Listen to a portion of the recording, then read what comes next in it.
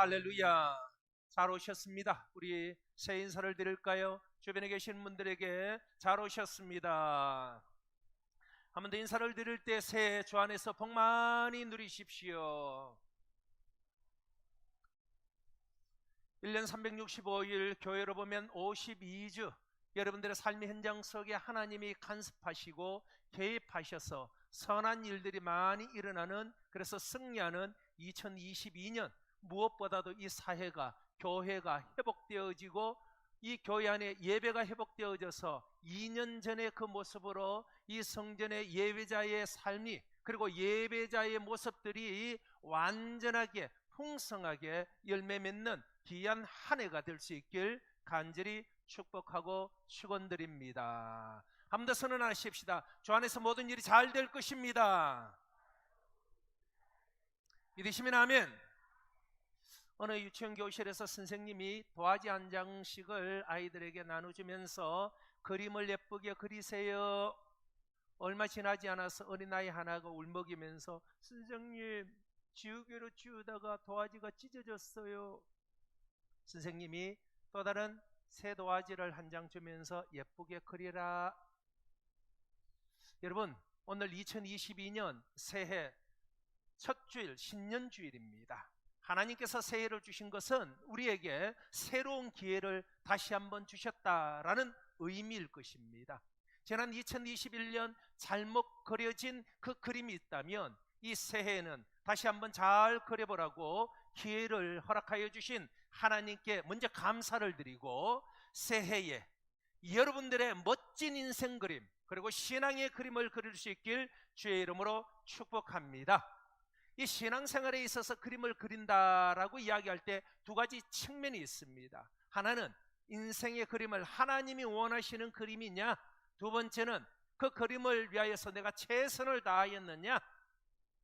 이 두 가지 측면에서 여러분들은 지난 2021년 어떤 그림을 완성하였는지요? 이제 선물로 주신 2022년에 다시 구겨지지 않기 위하여서, 그리고 하나님이 원하시는 그림을 열심히 최선을 다해 그리는 한 해가 될 수 있길 한 번 더 축복드립니다. 이렇게 귀한 날을, 귀한 한 해를 주신 하나님께 한 번 더 우리 영광의 박수를 올려드리겠습니다. 특별히 2022년은 올해는 문성교회에 있어서 정말 의미가 있고 특별한 한 해입니다. 바로 문성교회가 이곳에 세워진 지 60주년을 맞이하는 해이기도 합니다. 어떤 단순한 숫자가 주는 의미를 풀이하지 아니하더라도 60년이라는 기나긴 시간 동안 과거의 에베네셀의 하나님으로, 지금 임마누엘의 하나님으로, 앞으로 펼쳐질 시간 속에 여호와 이레의 하나님으로 이끌어 주실 하나님께 감사를 드립니다. 동시에 60주년을 맞이하면서 올해 2022년 문성교회의 표현을 이렇게 정하였습니다. 한번 따라 하십시다. 감사의 60년, 빛이 되어 100년. 같이 연결하여서 시작. 할렐루야. 지난 시간 하나님이 베풀어 주신 은혜에 대한 감사, 앞으로의 선한 영향력 있는 빛된 사명을 잘 감당하는 교회가 되고자 이런 표현을 정하여졌습니다. 그래서 오늘을, 그리고 다음 주 2주에 걸쳐서 동일한 본문을 가지고 말씀을 나누게 될 터인데, 오늘 첫 시간 구약의 말씀인 시편의 말씀을 가지고 감사, 그 감사 속에 감사의 정의가 무엇인지, 감사와 제사 혹은 감사와 예배의 관계성이 없다고, 그리고 감사와 순종의 관계성을 성경을 통하여서 통찰해 보고자 합니다. 자, 이제 여러분들의 시선은 시편의 말씀으로 23편을 같이 한번 읽어보도록 할까요? 시편 시편 50편 23절입니다. 구약 페이지 839면 시편 50편 23절 한 목소리로 같이 읽도록 합니다. 감사로 제사를 드리는 자가 나를 영화롭게 하나니 그의 행위를 옳게 하는 자에게 내가 하나님의 구원을 보이리라. 아멘. 이 50편의 말씀을 보면 아삽의 시라고 그렇게 기록되어져 있지요. 이 시편 50편은 다윗 왕 시대에 찬송하는 직무를 맡았던 레위인, 역대상 6장의 말씀 속에 보니 그가 아삽이라고 이야기합니다. 오늘로 보면 우리 찬양대 지휘자님 같은 그런 위치에 있는 이 아삽이 지은 노래이자 시의 일종입니다. 당시 찬양대 대장이었던 이 아삽은 하나님께서 이스라엘 백성들 가운데 진정으로 원하시는 것이 무엇이냐? 그것이 제사이다. 이 제사 예배하기를 원하는 자를 보기를 원하신다. 1절이야 4절에 말씀합니다. 이유인즉 하나님의 관심은 성도들에게, 특히 성도들이 드리는 제사, 그 제사 중에서 감사로 드리는 제사를 원하고 계시다라고 말씀하고 있는 것이지요. 그래서 먼저 여러분들과 함께 생각해 보고자 하는 것은 감사가 무엇일까? 여러분들께서 많이 들었겠지만 이 감사라는 말은 고마움을 나타내는 인사입니다. 특히 이 감사할 때 이 느낄 감이라는 이 한자를 풀이해 보면 마음을 다하여서 고마움을 표하다라는 그런 뜻이 있지요. 여러분, 일반적인 감사는 언제 우리가 행하게 됩니까? 나에게 무엇인가 넘침이 있고 무엇인가 만족이 있을 때 우리는 감사하게 됩니다. 반면에 불평이 언제 나옵니까? 모자람이 있을 때, 결핍이 있을 때 우리는 나도 모르게 원망하고 불평이 나올 수밖에 없지요. 자, 그런데 여러분, 이 넘침과 모자람 혹은 만족과 결핍, 이것은 객관적인 것입니까? 주관적인 것입니까? 다분히 주관적인 것입니다. 객관적이지 못하지요. 다분히 주관적인 생각의 차이입니다. 같은 상황이라 할지라도 어떤 사람은 적은 것이지만은 거기에 감사하는 사람이 있고, 어떤 이는 많은 것을 가졌음에도 불구하고 만족하지 못하는 이들이 불평하기 때문이지요. 같은 시대에 살아간다 하더라도 하루하루 감사하며 살아가는 문성인들이 있는 반면에 하루하루 염려하고 불평하고 살아가는 이들이 또한 있습니다. 적어도 지금보다 사랑하는 믿음의 문성인 여러분, 지난 2021년보다 앞으로 우리에게 펼쳐질 2022년 보다 나은 인생의 삶을 소망한다면 여러분들에게 당부합니다. 감사의 삶을 추구하시길 축복합니다. 감사의 삶을 사십시오. 그런데 이 감사에는 세 가지 차원이 있다고 합니다. 첫 번째는 물리적인 감사라고 하지요. 다른 말로 하면 조건적인 감사라고 이야기합니다. 지금 당장 내가 먹을 것이 있기에, 지금 당장 내가 건강하기에 하는 이런 일반적인 감사, 당연히 감사해야 할 감사이지요. 이것을 우리는 물리적인 감사, 일반적인 감사라고 이야기합니다.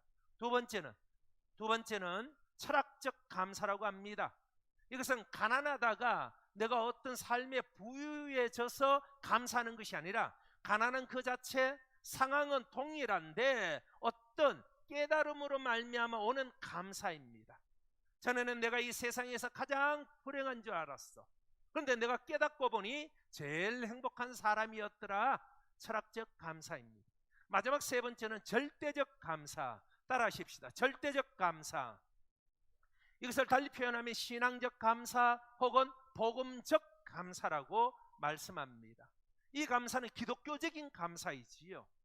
하나님께서 우리를 사랑하시고 나를 택하시고 예수님께서 십자가를 지심으로 내 죄를 사하심이, 그리고 나를 하나님의 자녀로 불러주심에 대한 절대적 감사, 이 감사가 우리 안에 다시 한번 피어나길 소망합니다. 자, 그 다음 오늘 본문의 말씀을 이제 연관지어져서 두 번째, 감사와 제사, 감사와 예배의 관계성을 한번 알아보십시다. 이 본문에서는 분명 감사를 제사와 연결하여 말씀하고 있고, 그 감사를 무엇이라고 이야기하느냐, 23절 중반절에 보니 그의 행위를 옳게 하는 자에게 내가 하나님의 구원을 보이리라. 할렐루야. 그 행위를 옳게 하는이라고 표현을 합니다. 그러니까 감사를 가리켜서 그의 행위를 옳게 하는 모습이다. 그리고 그 그 제사 혹은 그 예배가 감사로 드릴 때 비로소 나타나는 것이 무엇입니까? 하나님을 영화롭게 하고 하나님의 구원을 보게 된다. 할렐루야. 여러분, 다소 철학적인 질문일 수도 있지만은 성경적 질문을 던져볼까요? 저와 여러분들의 삶의 제일 되는 목적, 인간 존재의 목적이 무엇이라고 생각하십니까? 무엇이지요? 여러분, 기독교 교리를 요약한 질문서가 있습니다. 질문과 답변이 있는데 이런 형식으로 장로교 중심의 신앙 고백서가 옛날 1643년 영국에 있는 웨스트민스터에서 6년 동안 당시 목회자들과 신학자들이 성경의 모든 것을 다 추려서 질문과 답변을 한 것이 있습니다. 지금도 우리들이 사용하고 있습니다. 여러분들이 이해를 하실는지 모르지만은 세례 문답서도 그 중에 일부분입니다. 그런데 거기에 보면 두 가지로 나누어져 있거든요. 대요리 문답과 소요리 문답이라고 합니다. 소요리 문답이라는 것은 쉬운 문답이다. 성경의 어떤 진리들을 누구에게, 이제 초신자들, 교회 신앙생활 처음 하는 이들, 아니면 세례를 받는 이들에게 질문하고 답을 할 수 있는, 성경 전체를 읽기가 어려우니까 거기에 중심 되어지는 것들을 모아서 질문과 답변을 하는 것이고, 대요리 문답이라는 것은 신학을 하고 있는 그런 이들에게 좀 더 심도 깊게 그것을 교리적으로 해석한 내용이 대요리 문답, 소요리, 대요리 문답이 합해진 것을 웨스트민스터 신앙 고백서라고 합니다. 물론 장로교회에서는 이 웨스트민스터 신앙 고백서 외에도 칼빈의 신앙 고백서도 있고 우리나라에서 또 우리 교단에서 만든 신앙 고백서도 있습니다만은 가장 근간이 되어지는 것은 이 웨스트민스터 신앙 고백서인데, 그 중에 소요리 문답의 1번의 질문이 무엇이냐, 사람의 제일 되는 목적이 무엇인가, 거기에 답을 달았는데 무엇으로 달았냐면 하나님을 영화롭게 하는 것과 영원토록 그를 즐겁게 하는 것. 할렐루야. 그러니까 인간의 존재의 목적이 무엇이냐, 하나님을 영화롭게 하는 것입니다. 하나님을 기쁘시게 하고 즐겁게 하는 것이 우리의 삶의 목표이고, 그리고 우리가 살아가야 할 그런 목적이다라고 그렇게 이야기합니다. 자, 그러면 이 소요리 문답과 오늘 이 본문의 말씀을 한번 연결하여서 이해를 해볼까요? 사람이 제일 되는 목적, 인간의 존재의 목적은 바로 무엇이 된다는 것입니까? 감사가 있는 예배를 하나님께 드리는 것이다. 왜 그렇습니까? 23절을 다시 한번 볼까요? 감사로 제사를 드리는 자가 나를, 하나님을 영화롭게 한다라고 합니다.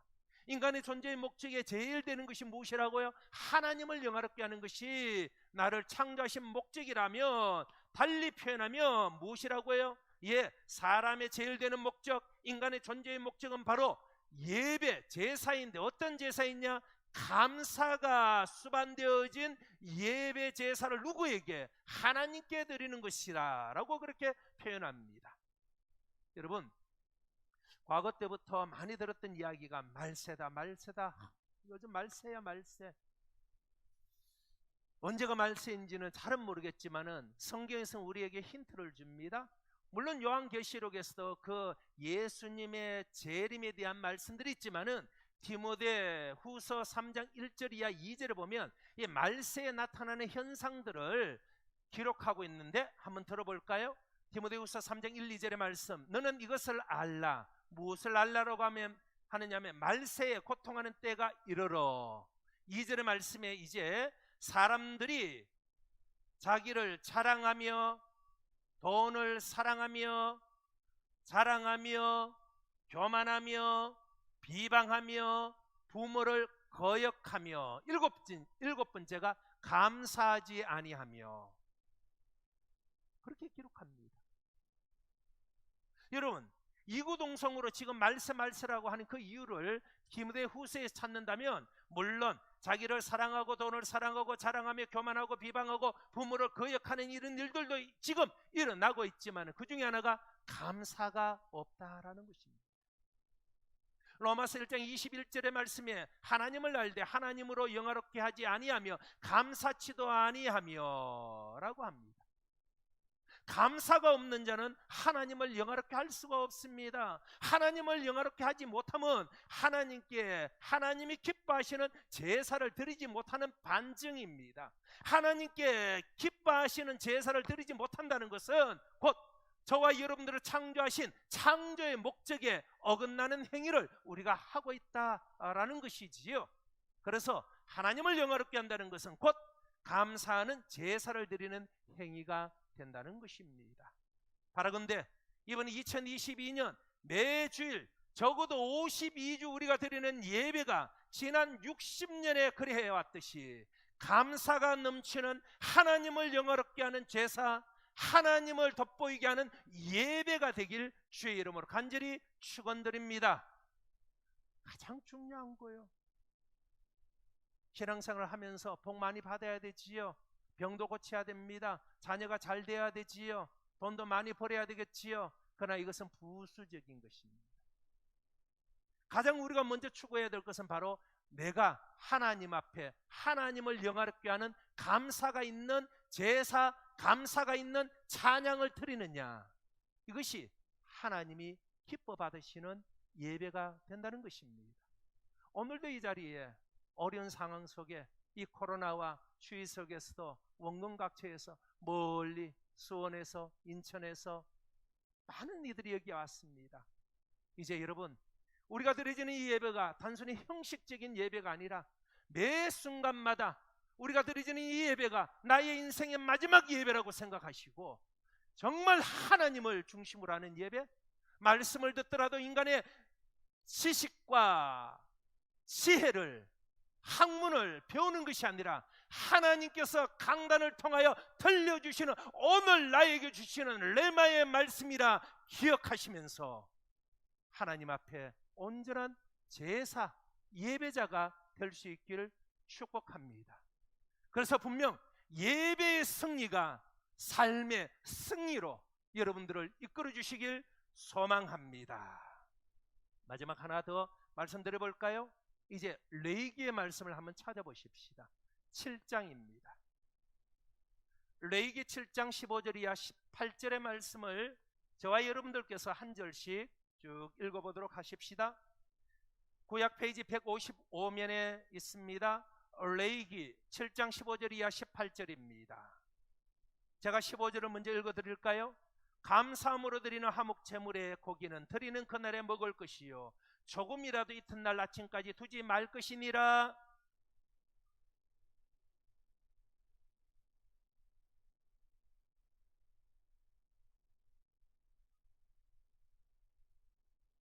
그 제물의 고기가 셋째 날까지 남았으면 불사를 찌니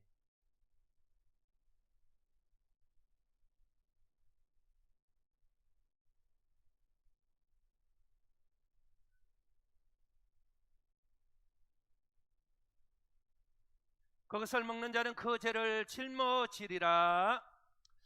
성경을 읽다 보면 가장 먼저 이제 성경 통독을 하든지 가장 먼저 걸리는 것이 레위기라고 하잖아요. 정말 어려워요. 제사를 드리는데 어떻게 드리라고 하는 건지 모르겠고.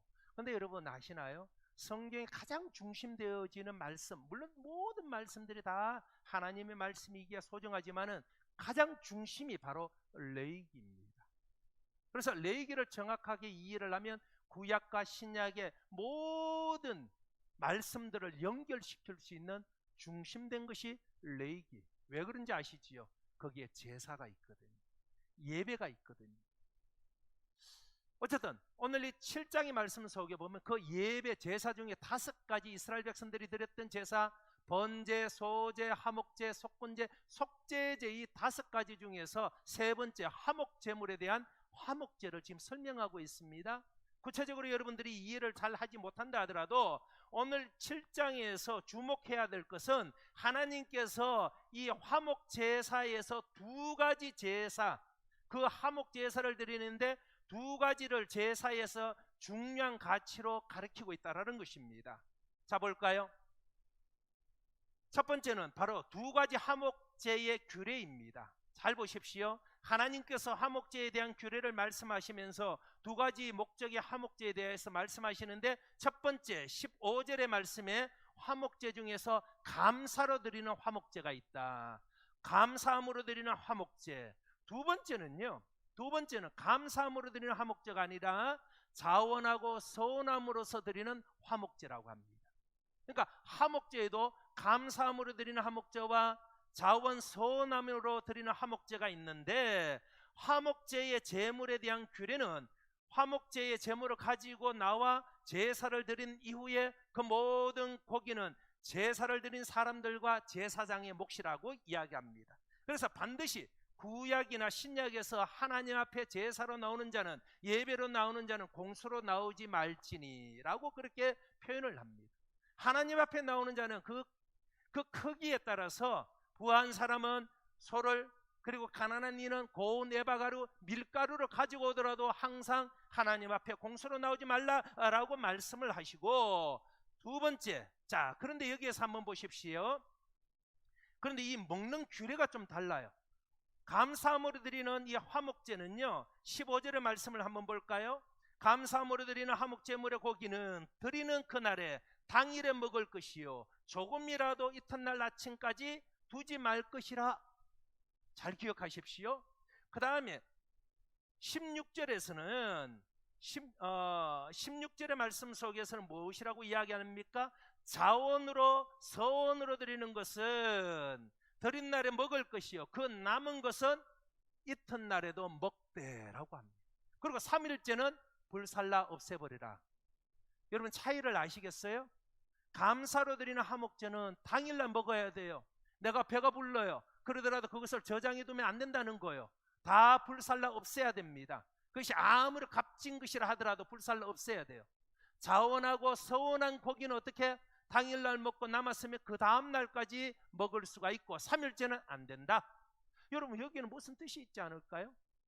여러분 아셔야 될 것은 레위기의 모든 제사는 사람이 하나님께 제사 드리기 위하여서 만든 그런 양식이 아닙니다. 하나님께서 나를 예배하는 자는, 제사하는 자는 이렇게 제사 드리고 예배하라라고 규정을 주셨어요. 하나님께서 우리에게 주신 것입니다. 그러니 하나님께서 감사함으로 화목제를 드릴 때는 당일날 다 먹고 나머지는 불살라 버리라. 자원하고 서원하고 드리는 화목제는 당일날과 그 다음날까지, 그러나 3일째는 다 불살라 라고 했을 때는 무슨 의미가 있지 않을까요?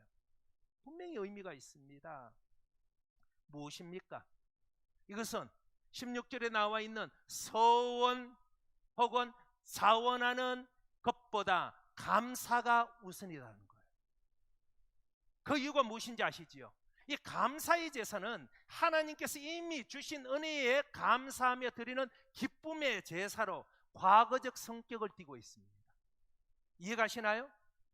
우리가 감사한다는 것은 물론 사전 감사도 있겠지만 다수의 경우 사후 감사이잖아요. 나에게 베풀어 주신 은혜를 생각하니 감사하다, 그래서 드리는 그 감사라는 거예요. 그래서 과거적 성격을 지니고 있는 반면에 16절에 나와 있는 서원이나 자원으로 드리는 제사는 앞으로 무엇인가 바라는 것이 이루어지기 위하여서 그 제사 예배 자체가 미래적 성격을 띠고 있다는 것입니다. 그러기에 감사의 제사는 우리 인간이 가지고 있는 이기적인 요소가 거의 없습니다. 이미 이루어졌기 때문에, 아니면 이미 시간이 지났기 때문에. 반면에 서원이나 자원하여 드리는 그 제사는 앞으로 이루어질 미래의 성격이기 때문에 드리는 자의 이기적인 요소가 포함되어져 있다. 자, 이런 면에서 하나님의 관심과 우리의 관심이 엇갈립니다. 우리의 관심은 늘 우리가 무엇을 더 받고 무엇을 더 이룰까, 미래적이지요. 그런데 하나님께서는 우리에게 이미 주신 은혜를 기억하라, 이미 주신 은혜에 대하여 감사하라라는 것을 원하고 있습니다. 반면에 우리는 이미 하나님께서 주신 은혜를 쉽게 잊어버리지요. 그리고 다시 부족하다고 생각하여서 무엇인가 더 얻으려고 욕심으로 하나님께 나아가는 것이 다수의 경우입니다. 그런데 여러분, 레위기에서 말씀하시는 하나님께서는 예배에서 강조하고 있는 부분이 무엇이냐? 바로 자원하고 서원하는 그 제사이기보다도 감사의 제사를 원합니다. 화목 제물에 대한 규례 중에서 그 제물을 3일에 지난 뒤에 먹지 말라, 요즘 살다 보면요, 음식을 사잖아요. 음료수나 아니면 음식이 다 그게 무엇이 적혀 있는지 아시지요? 유통기한이 적혀져 있습니다. 저도 한 1주, 2주 전에 가까이 제가 단지 우유 아시지요? 바나나 우유라는 단지같이 생긴 우유를 제가 좋아했나 봐요. 그래서 제가 간혹가다 그걸 사서 왔는데 냉장고에 그냥 넣어두는 경우가 참 많습니다. 그러면 깜빡 잊어버리지요. 어제 저희 집 사람 냉장고를 열다 보니 거기에 단지 우유가 있거든요. 근데 그대로 있는 거예요. 날짜를 보니 2021년 12월 29일. 자, 오늘이 1월 2일입니다. 비록 횟수로는 2년이 지났지만은, 자, 그러면 여러분들이 그런 상황에서 버릴까요? 마실까요? 자, 버린다. 손 들어보세요. 감사합니다. 제가 안 버렸거든요. 버리지 않고 그냥 마신다. 네, 감사합니다. 버리지도 않고 마시지도 않는 분들도 계시네요. 네, 어쨌든 저는 마셔요. 그냥 두라. 한 달 지나더라도 괜찮더라. 괜찮은지는 모르겠지만은 제가 그래서 오늘부터 해서 하루에 2개씩 먹으면 3일 만에 다 먹을 수 있을 것 같아요. 버리지 않아요. 잘 안 버립니다. 이 버릴 때 얼마나 아까운지 모르잖아요. 그런데 하나님께서는 소중한 이 양식을 하루 이틀 만에 먹고 나머지를 어떻게 하라고 이야기합니까? 다 태워 불살라 버려라. 만일 3일째 먹게 되면 그 제사 자체가 가증한 것이 될 뿐만 아니라 그것을 먹는 자는 죄가 있다라고 말합니다. 여러분, 이게 이해가 가시나요? 왜 하나님께서 이렇게 철저하게 제사에 대한 이야기를 하시면서 이렇게 요구할까요? 아무리 중동지 얘기를 하더라도 고기가 이틀 만에 상한다고 생각하십니까? 아니지 않습니까? 3일이 되더라도 고기가 상하지 않게끔 그들은 충분하게 먹을 수 있도록 만들 수가 있을 것입니다만, 하나님께서 이렇게 요구하는 그 원인이 분명히 있습니다. 그것은 무엇이냐? 이 제사 안에, 우리가 예배 안에 하나님께서 귀하게 보시는 또 다른 하나의 가치가 있다라는 것을 보여주고 있습니다. 그것은 무엇입니까? 우리가 드려지는 이 제사, 우리가 드려지는 이 예배 안에 담겨진 참 정신이 무엇이냐? 순종이라는 것. 순종. 여러분, 하나님께서는 제물을 받으시는 것이 아닙니다. 하나님의 배가 고프기 때문에 송아지를 달라라고 이야기하지 않습니다. 하나님께서 원하시는 것은 그 제물을 드리는 사람을 받으시는 거예요. 아멘. 그리고 그 사람의 순종을 하나님은 기뻐하시는 것입니다. 그런 의미에서 우리가 하나님께 제일 먼저 드려야 할 것은 다름이 아니라 순종이고, 마지막까지 드려야 할 것은 바로 순종입니다. 사무엘상 15장의 말씀 속에 하나님께서 사무엘을 통하여 말씀하십니다. 여호와께서 번제와 다른 제사를 그의 목소리를 청정하는 것보다 좋아하심 같으니까 순종이 제사보다 낫고 듣는 것이 순양의 기름보다 나은 줄 이 왕이여 아시옵소서. 사울 왕이요, 전쟁을 하지요. 아말렉과 전쟁할 때 아무도 살려두지 말라. 이유를 모르겠습니다. 하나님 명령하셨어요. 그런데 그 명령을 사울이 어깁니다. 그리고 소와 양과 전리품 좋은 것을 남겨 돌아옵니다. 이 사실을 알았던 사무엘이 이 사울에게 책망하지요. 그럴 때 뭐라고 변명하느냐? 이와 같은 좋은 것들을 내가 하나님께 제사를 드리려고 가져왔노라. 그때 사무엘이 하는 말이 순종이 제사보다 낫고 순양의 기름보다 낫다라고 이야기합니다. 기름진 이 아까운 것들을 모두 죽이는 것은 낭비이다, 큰 손해이다 생각하지만은 죽이는 것보다 가져가는 것이 훨씬 유익하다 생각하지만 하나님께서 우리에게 요청하는 것은 순종이라는 것입니다. 여러분, 아브라함이 믿음의 조상이 된 것은 왜 그렇습니까? 순종이거든요. 하나님은 철저히 이 인신 제사를 금하였습니다. 사람을 제물로 드리는 것을 금하였습니다만은 하나님은 아브라함의 그 아들 이삭을 나에게 바쳐라, 그 아들을 통하여 당신의 약속을 이룰 것을 말씀하시며 당신께서 이제까지 말씀하신 모든 것을 부정하리만큼 아브라함에게 요청합니다. 무엇을 보기 위하였습니까? 아브라함의 순종이지, 제사를 통한 순종입니다. 때로는 우리는 이해를 원하지요. 내가 이해를 해야 된다라고 합니다. 그러나 분명히 아셔야 돼요. 기독교의 신앙은 이해를 구하는 신앙이 아니라 순종을 요청하는 신앙임을 믿으시길 축복합니다. 이해하고 순종하는 것은 어찌 보면 순종이 아니잖아요. 우리는 보이지 않는 하나님을 믿는 사람들입니다. 이 말인즉 이해할 수 없는 하나님을, 이해되지 않는 분을 믿는 그들을 일컬어서 우리는 문성인이라고 하고 기독교인이라고 합니다. 그런 우리가 이해되기만을 기다려 순종한다면 바른 믿음이 아니겠지요. 조이 도우슨이라는 사람이 쓴 하나님을 경외하는 마음이라는 책을 일전에 여러분들에게 한번 소개한 적은 있습니다. 그 책에 보면 순종의 3가지 원칙을 설명하는데 한번 따라 하십시다. 즉시, 온전히, 기쁘게. 다 같이 시작. 한 번 더 크게 시작. 이것이 순종의 3가지 원칙입니다. 마음에 감동이 오면 그것이 무엇이라 하더라도 우리는 한 번 더 기도하고 난 이후에 즉시 해야 됩니다. 즉시 하지 않으면 그 마음에 마귀가, 사탄이 우리의 마음을 빼앗아가 버립니다. 즉시 해야 돼요. 그리고 온전히 해야 됩니다. 그리고 기쁜 마음으로. 할렐루야.